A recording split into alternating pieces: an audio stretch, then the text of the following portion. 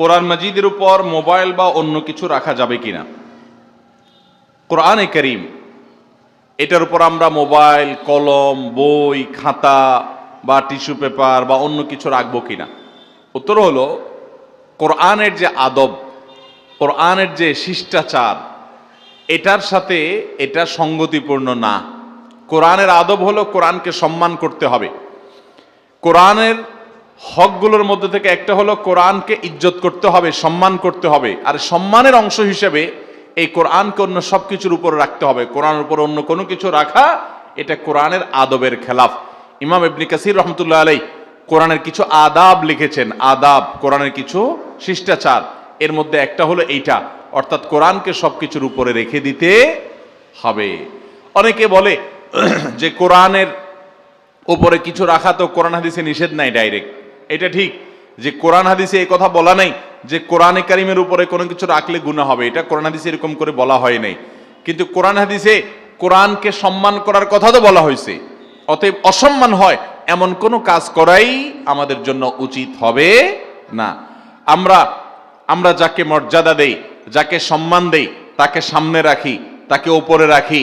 ঠিক এই একই কালচারের অংশ হিসাবে আমরা কোরআনকে সবচেয়ে বেশি ইজ্জত করি পৃথিবীর যে কোনো বই থেকে, যে কোনো গ্রন্থ থেকে, এমনকি হাদিসের কিতাবের উপরও কোরআনের মর্যাদা।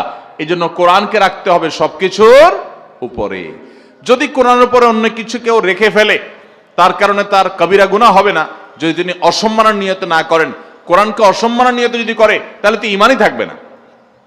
আর যদি অসম্মানের নিয়ত না করেন, ভুলে রাখছেন, না বুঝে রাখছেন, তার গুনাহ হবে না। কিন্তু এটা কোরআনের প্রতি আদবের খেলাফ, শিষ্টাচারের খেলাফ, সম্মান প্রদর্শনের খেলাফ।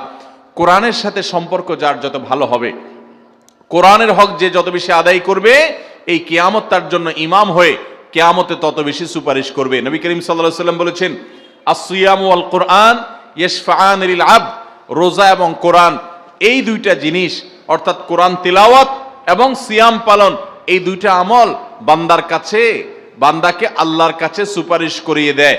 এবং কোরআন বলে, আল্লাহ আপনার বান্দা রাতভর ইবাদত বন্দেগী করেছে, আমাকে তিলাওয়াত করেছে, আমি তাকে রাতে ঘুমোতে দেই নাই, এখন আপনি তার ব্যাপারে আমার সুপারিশ গ্রহণ করেন। এজন্য একজন ইমানদার কোরআনের হক আদায় করবে। কোরআনের হক হলো কোরআন তিলাওয়াত করা, কোরআন সহি করে পড়া, কোরআন বুঝা, কোরআন মেনে চলা, কোরআনকে সামনে রাখা, কোরআনকে উপরে রাখা, কোরআনের সমস্ত আদব লেহাজ সম্মান করা। এগুলো হলো কোরআনের হক। আল্লাহ আমাদের সবাইকে সে হক আদায় করার তৌফিক দান করুন।